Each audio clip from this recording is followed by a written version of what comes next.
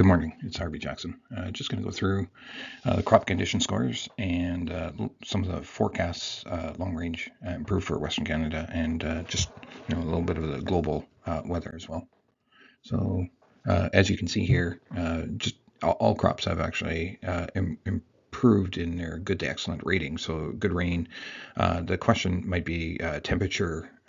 It has been quite cool in the east, where bulk of the soybean corn is grown, and it was getting hot out in the west. But the other question I might have going into this is I do expect the market to probably soften because of this, but just looking at where we were a year ago and those kind of things are probably important as well. Just note that where how good was the crop last year. So U.S. crop gets a glow up, multi-year highs for crop health. So there's still going to be some question on the crop conditions as moisture it keeps on hitting, and we get closer and closer to harvest. And that's what Karen Braun kind of wrote about here as well. That continued rain decreases quality, especially in wheat. So the stock's dollar gain because of the continued talks that U.S. China has had in London, and as that continues, this is good for them. But when you start looking at what are the implications up until now, and why maybe China is sitting in, and you got to remember there's a bias to even just printing this kind of news because they want to show that there's some leverage, I guess, for China to actually sit down and talk. And there is, of course, the number one and number two largest economies tit for tat battling against each other. The point that's going to get made here is just the Chinese inflation so the consumer price index and the producer are production. So that's the actual production with industry. So the orange versus the blue, and it's getting very, very low. Here's just a lack of rainfall in the last few hours or 24 hours is in this little bit of a band. Now, is that going to be significant? It's hard to say, but there is too much rainfall in some areas as well.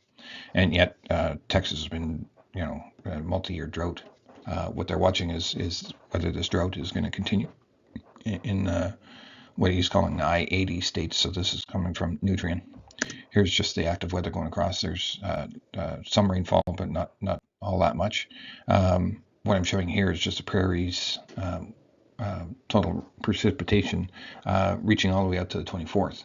Now you can see that there is no real problems and moisture, and some of these dry areas are probably well needed, are going to get some. And so one of my counterparts there, she's in that area right there, and looks like she's going to get some possible rainfall. But it has to happen before too long. Same showing with the European model. Here's just a wind map, and it might be showing this a little bit more often as farmers are out there spraying. So you can go to this website and you can kind of predict what days are you going to be getting the rainfall. Just an average temperature for the next 5 days. You can see there is no real big hot spots, but it does waver in and out. It looks like India is pretty cool. Here's your temperature anomaly here as well for Europe. France is pretty hot over there, so you could be burning up some of the crops there.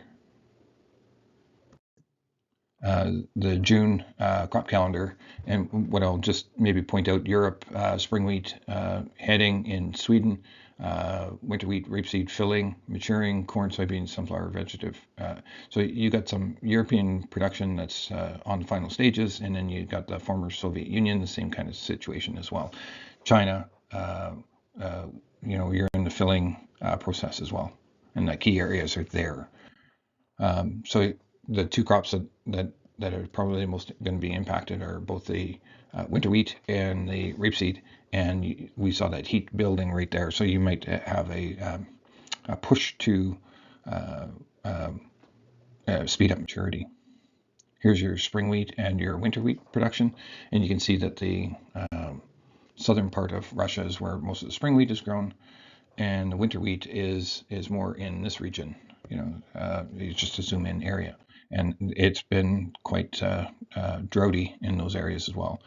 China, your spring wheat production is in the north, and then if we're just looking at wheat production, it's over here, and there is some problems in those areas.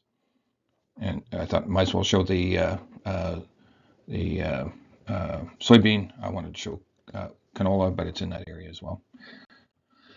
Well, let's just get into the markets here. Canola on July is slightly up, and the back month at November is trading 694. Rapeseed is down. Soybean oil is slightly up at 47.5. Crude oil is still on its rise, but slow grind up. Soybeans recovery from yesterday's losses a little bit at 1057, and the wheats are all down. And your milling wheat is down, of course, and your corn's down. Canadian dollar is down at just slightly as well. So here's a minute chart, and the reason I put the minute chart is just to see that range in trade yesterday. It moved all the way up to the 699-ish area, just shy of the 700, and we're currently trading on the minute chart when I took the screenshot here at the 694. So if we're going to do something about getting a little bit of pricing in there, looks like yesterday with the one reporter having, or one weather service having lack of moisture in Western Canada, and I think that's what made the market rise, and then it came back. So that's what it looks like on the daily chart. Looks like European rapeseed is actually having a little bit of fun and big gain. Now we're up against some resistance here now too. Soybean oil, nice little gain, but it sure doesn't look that big when you look at a bigger, broader picture of the trade for the last few months. Soybean futures, same kind of move in there. The next big area of resistance will be at that 1080. Now, will it pull back?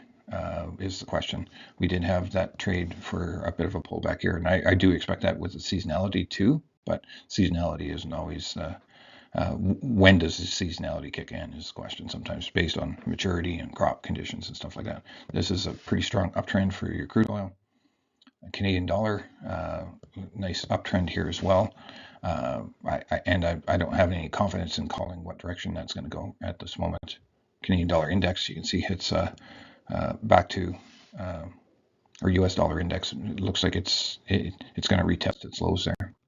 Wheat, big candle on Friday, candle losses of equal size yesterday, and here we are. If anybody still needs to price stuff, I would definitely get that priced. It doesn't look all that supportive at the moment, unless there's going to be some more call-outs of problems. Here's your new crop. Still looks supportive. Made a higher high, but now we're trading lower and below the short-term moving average as well.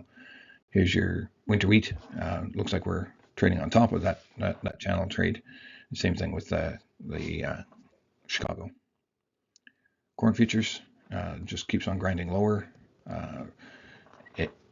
It just doesn't look very good on the chart, that's for sure. We're making lower lows and lower highs. And that's all I have for you.